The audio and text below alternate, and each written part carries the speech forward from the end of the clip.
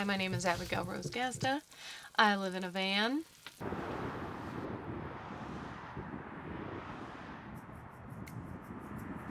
It's fabulous. I don't know how to tell you how my 2022 was, because it was, I don't mean this negatively, but like it was chaotic. In real time, it's January 3rd, and I had heard my word of the year for 2023 back in like October. What came to me was epic. And I was like, okay, fuck yeah, right? Like, sweet, let's go. But at the same time, the word of the year never has come to me that early about the next year. And I was kind of curious about that. So I just like put it to the side and let it rest. And then I was in a conversation with one of my coaches, and he had mentioned connection, and it was like echoing in my head. And it made me question if that was my word of the year. And then they came together. It was like epic connection, epic connection, epic connection. And so it's almost like a phrase of the year. I spent November and December like traveling to get here. And I got here, and then I traveled more. I definitely had it in my head that I would get here and sit here, and I realized I built my home on wheels, and I am on the move quite a bit. Hi, I'm Abigail Gazda, and this is my 2022 Transit van, Blue Jean Baby. And here we have a bathroom / closet. Bathroom, closet. I'm having a hard time answering how 2022 was because it felt like a 10-year long year. I spent January, February, and March in Costa Rica, and I would say that was a peak of my life for sure. I went there to spread my wings, like to get that energetic, physical, emotional, spiritual space I needed, and got it, loved it, fell in love with Costa Rica, fell in love with the space, the frequency, the energy, myself there. I had spent 3 years paying off a lot of my debt and paid it off in Costa Rica, and so I was really excited for where I was, and then received the download, the instruction to build a van and do van life. And I had this premonition. I saw myself on this road trip, and I knew it was in a van, and I was very resistant to it at first. So I got back to the States in March, and I took a 2-week road trip in my Jeep. And so when I got done with that trip, I headed back to San Clemente, and I had told my friend about it, and she was like, that makes perfect sense for you. My friend is also my bookkeeper, and we looked at the actual numbers, and I was going to finance the van. I was about to start this big old project, and I was like, I don't want to go back into debt, and chose it anyways. In June, headed to Indiana, bought the van, converted it in 4 months. Whiting happened to be was the longest I had been anywhere for a significant amount of time, and also the longest I've been in Whiting in about 7 years.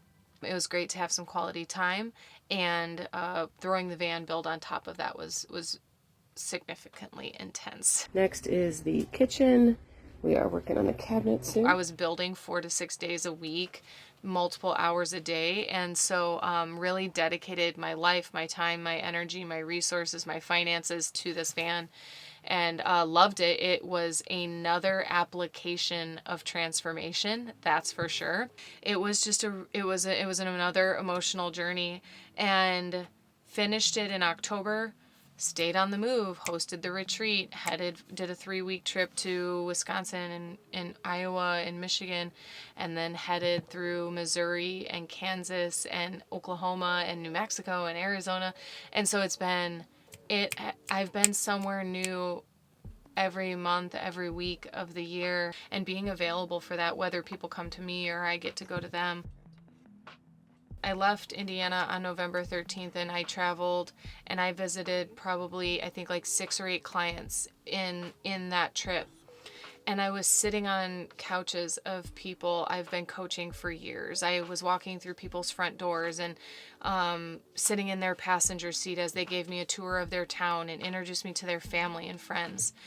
These are people that I have gone through intimate conversations, intimate situations with, walked through life with them virtually, on the phone, from afar, right? And one of my mentors had gifted me a really beautiful plaque that says roots and wings, and that's the mantra that had come to me. And I understood it when I first heard it. I thought it was about being able to have like an apartment in California while also traveling. My career definitely keeps me on the road 10 to 20 days a month at this point. And so I thought it was about being able to afford an apartment and like this full travel life. And when I had gotten that vision about the van, I realized like this is the roots, a sanctuary. I kept saying, I need a sanctuary. I need my space. I need consistency and stability. And the Airbnb life is fine. The hotel life is fine. I had gotten my life down to 2 suitcases and my work bag, which was fine. I felt that the next level was having something more consistent for me. And this is that. This empowers me, enables me to move about the country and create that epic connection with myself, with Mother Nature, with divinity, with the clients that I serve, with the community that I serve, bringing people together, being in real life in real time. And the newer offerings that I've been downloading that have been coming to me, like in-person containers, really intense one-on-one containers with people. I find it so beautiful and interesting. A client and I had built a sentence together. It's not the frequency of the conversation, it's the frequency of the conversation. I am not a proximity friend. I'm all over. I'm everywhere and nowhere. And so I'm not the friend you're going to find down the street every week, you know. I am someone you can call. I'm someone you can message. I may or may not be available in any given moment. And it's not the frequency of how often we talk or how often we physically see each other. It's about the frequency of the conversation. It's what we're talking about. It's the ground covered in the conversation. It's the availability to hold space. It's being supported and held and seen and heard, and vice versa. I trust my community just as much. I'm not the leader of the community where I'm some deity or above all or anything like that. I share in my calls what I'm going through and processing as well. It's my heart unleashed as well. And so the connection is a two-way street, and it's as much love as possible, as often as possible. I cannot coach on what I haven't experienced. You know, I do my best to relate to people in circumstances that I haven't experienced in my lifetime. But the reason I'm saying that as part of this answer is like, I train people how to use the enormous hearts that they have, because I am ever learning how to use the enormous heart that I have. And this heart sometimes like literally hurts. Sometimes I cry over like my clients' goals and dreams or what they're experiencing in their life. And the connection, you know, at the retreat, the 2022 retreat was so different because in years past I had put a lot of pressure on myself to make sure that everything worked and make sure that everyone had a good time. And in 2021 I realized like I can take my hands off the wheel. Like this community that I have created has created itself.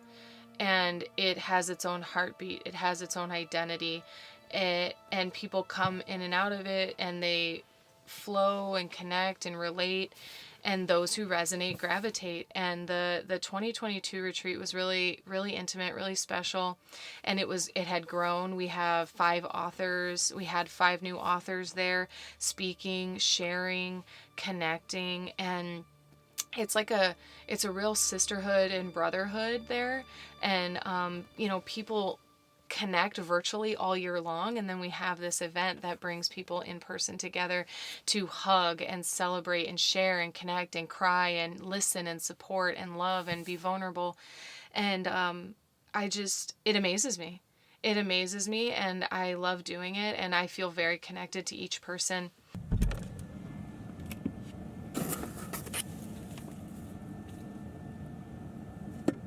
There you go, that's perfect.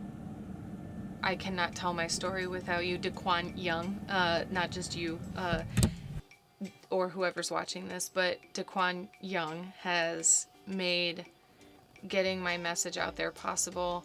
I have a community because of the work we've done together, because of the way he's helped me depict, display, share, bring it together and package it for people to understand, because so much of this work, so much of the message feels ineffable. Like I don't know how to take the entire universe and then do this and do that. And you do that. And so thank you, because Alchemizing Judgment is that. I think my favorite feature of Alchemizing Judgment is that it's 2015, 7 years of content and put into one video. It showed, like, I got to watch myself grow up in that movie. The good, the bad, the ugly, the indifferent, and teach my message and lessons. And so it's like, it's such a dynamic recording, such a dynamic movie in my eyes and in how I feel about it. And I love every version of it. It's so funny because DeQuan's like, we're going back at it. And I'm like, no, I loved it when it went that way, you know? So it's kind of funny in that sense, but and every version seems to be even more refined, even more clear. And so I love it. And I love that you gave us the opportunity for more people to see it by putting it into film festivals, and it won the Award of Merit in the Indie Film Fest. And I don't know how to do all that. You do, DeQuan does, and got it out there, and more people are seeing it, and we're making the difference. And I want to say something that's coming up here in 2023 is DeQuan inspired me and encouraged me to put the content that we've created in digital course form onto YouTube. And he had said something, I don't know that you actually know this, like how much it stuck with me, but you asked me like how many people had, gone through the courses, and that's a specific number of people, like a finite number of people. And with it being public and on YouTube and available to millions, the course and its content has way more value in the hands of hundreds of thousands of people than packaged into a really refined course that's, again, finite, that's access only, purchase only. And are they still for purchase because then you get other features? Yes. But putting as much content into the world as possible has always been my passion. I am a creative being. I love sharing. I love expressing. And just you and your work and the way it has empowered me to be able to do this work, I can't say enough about it. Office open for the computer desk. Beautiful countertop in play right now. Going home, it showed me what was left to heal. I had new chances to be triggered. There was one point, I'd been home for a little while, and I realized, like, moving to California or traveling or being out in the world, I don't have the same components as when I'm home and in Whiting. And so I had said to myself at one point, out of sight, out of mind, that I wasn't as healed as I assumed I was, which is very critical. It's not necessarily true. It's that being home afforded me another opportunity for another layer of healing. And so I think that was really important and really special.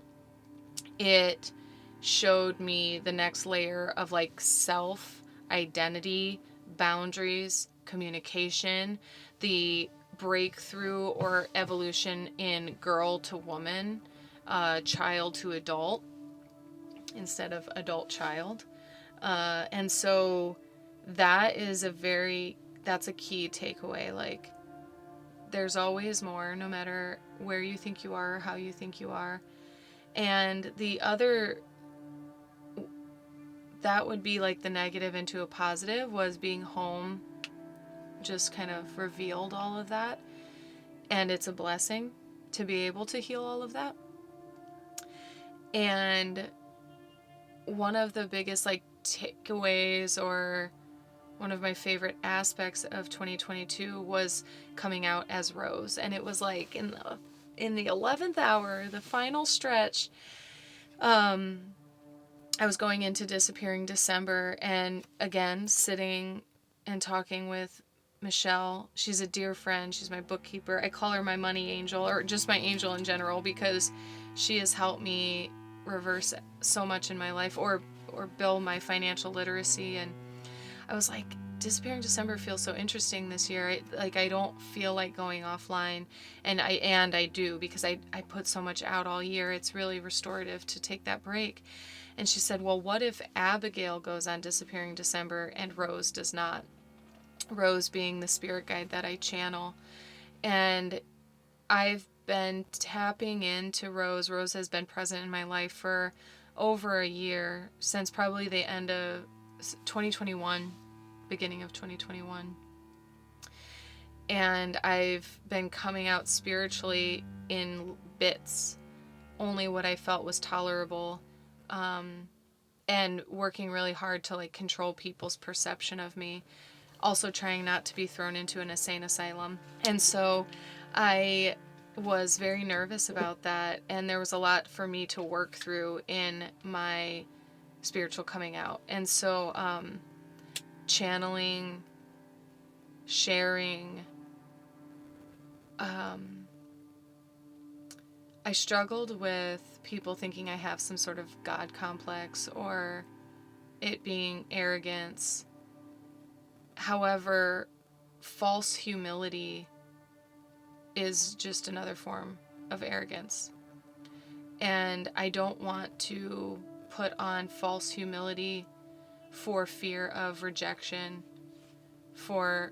because I know who I am and what my gifts are and what I'm capable of and what I came here to do. And so I've had to heal fear around rejection, ridicule, like all those things, to simply allow what wants to come through me. And that is a major blessing and takeaway from 2022. Living in spite of is not really living. Choosing your life from an authentic place requires you learning, meeting, accepting, acknowledging, and unleashing yourself, as opposed to living against or to prove something. In 2021, I was doing an event, and I had some guidance for one of the male participants, and Abigail, Rose wanted to deliver a message, and Abigail was very scared of that. And I had concluded, I was saying to my co-facilitator, I said, Rose's words are sharp as swords. And Abigail learned throughout life, if you have nothing nice to say, don't say anything at all. And if you're going to say something, you better put some sugar on it. Like, make it sweet. Make it digestible. Don't hurt feelings. Don't piss people off. Don't rock the boat. And so Abigail has contorted herself, or, blended and whatnot to please and appease. Rose could care less. And I think what's so valuable in her message is that it doesn't play by the rules, the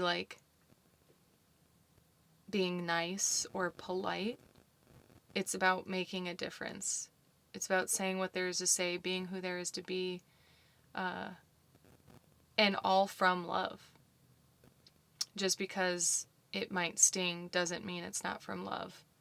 The messages are meant to open our minds and hearts to the ways that we might be limiting ourselves or harming ourselves or dimming ourselves. And so Abigail can benefit from Rose's message as much as anyone else. Living in spite of is not really living. Choosing your life from an authentic place requires you learning, meeting, accepting, acknowledging, and unleashing yourself, as opposed to living against or to prove something. So many people get all the way to the point of proving themselves and find themselves unfulfilled. This is again because it is not a goal from an authentic place, nor will it withstand the test of time. Healing our deepest wounds will free us from the mental and emotional prison of chasing an inauthentic dream or goal, and free us to really choose and create our lives powerfully in a way that we can turn around and look at our lives satisfied and fulfilled. It is up to you and only you to identify this and make the shift.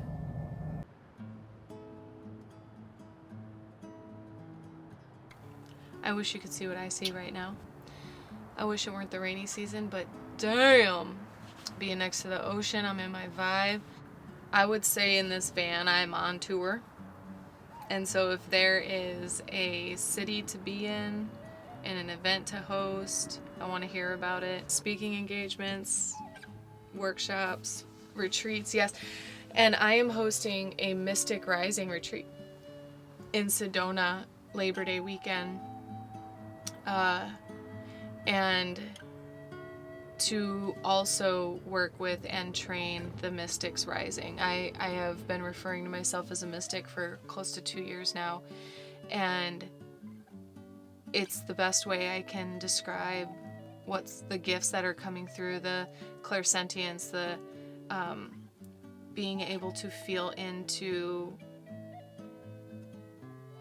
what is unseen and unheard and unspoken, and bring that into the physical world and heal wounds and pain and trauma and end generational cycles to contribute to the shift of humanity moving into love. And so the Mystic Rising Retreat is to support other healers and light workers and anyone who feels guided into their spiritual journey, specifically as a provider of this work. And what I've been withholding or developing, it's been developing within me to be able to speak on and share about, is working with people one-on-one in very intense structures. So a half-day intensive with me, which is super exciting to me because I've been doing it informally for years, and it's become very clear to me that this is actually the work. It's part of the work. And so a half-day intensive that's available to people upon request or application, and a VIP immersion, which is 48 hours together with me, plus follow-up calls, integration calls as you go back into your life. And the 48-hour structure is the first day of like clearing and completion, and the second day is clarity and creation. And I get so excited. I get so excited about it because I know the depth of work, and it's for high caliber folks ready to do high caliber work, people who are committed to making an impact with hundreds, thousands, millions of people. And so really dedicated to being supported in their work. And oftentimes I've experienced it. I know leaders that my mentors experience it. We all do, especially if we're committed to growth and expansion and evolution and service, that we will hit our head on emotional, energetic ceilings of our wounds. That's what I was speaking about with going home. It was revealed to me what else there is to heal in order to go to the next level. We all have that as part of our humanity. We all have new layers new thresholds to cross into or over as we continue to evolve in our level of service. So the higher you climb, the more money you make, the more people you serve, the more shadow work there is to identify and heal. And that's the work that I, in partnership with Rose, feel incredibly confident offering people. And here we have an amazing feature that I'm still working on. My work is emotional intelligence and subconscious reprogramming. And over the time of providing that, it has also become clear that spiritual ascension is part of that. You've heard me call it transcendence. Marrying being an energetic being, having a human experience, but being able to honor both fully and living in the totality of who you are.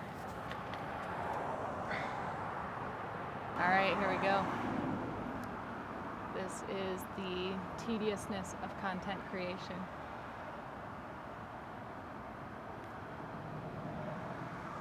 The real behind the scenes. You can look at the camera. There you go. Where are you headed next? Oregon.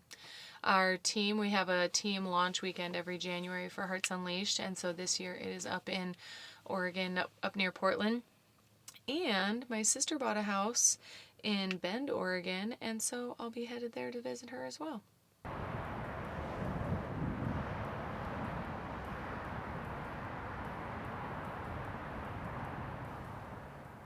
My business has been going through as much evolution as I have. There's Hearts Unleashed and there's Abigail Rose Gazda. And it has become very apparent and important to distinguish the two. Hearts Unleashed is a cohort as a coaching cohort, so there's multiple coaches in there, and the community that we support. And so it's this. It's much more this. And Abigail is the mystic. And I knew for very long that I want Hearts Unleashed to have its own identity and heartbeat, and it does. And I don't want to be the face of Hearts Unleashed. I want the community, I want all the hearts to be Hearts Unleashed, right? And so Abigail as the mystic coming out and sharing, that has created development in the virtual world. So if you go to abigailgazda.com and look on there, you're going to find different aspects, features, services, and all of that. And then also within Hearts Unleashed, there's the Hearts Unleashed publishing house. So just things are just constantly like inhaling and expanding.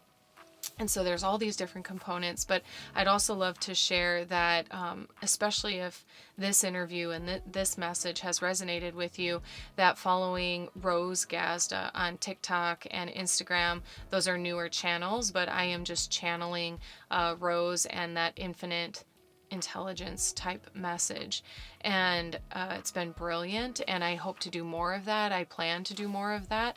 And it's not in full process, but offering just channeling sessions for people and with people, or conferences, holding space for a whole room while channeling is something that I foresee in the future as well. So stay tuned for all of that. Another aspect, I'm amazing. I am amazing and dynamic and multifaceted and multi-passionate and multi-dimensional, because there's all of this. And then there's van life. I have a van life YouTube channel, which is called The Adventures of Abigail, where you can see the entire van build. Also on there is the previous year when I traveled in a camper, 35 states in 5 months. I put that up. I put the trip to Costa Rica. So there's all this travel and nomad and gypsy life as well. And I specifically remember speaking this to a coach that I was afraid that I'm too all over the place. I was afraid that having too much my content being too diverse would dizzy people, would disorient people. Like, what is she? Who is she? Where is she? When is she? What? And it's like, but that's my magic. That none of us are one string guitars. Like, I don't know why that was the example, but anyways, that like we have different interests and flavors, and as we grow, our preferences change. And I said it in Alchemizing Judgment, having it all means something different at every time of your life. So the most important thing you can do is define what success is to you right now. Define what having it all means to you right now, because it's going to change every season of life. And so I don't know how I got here.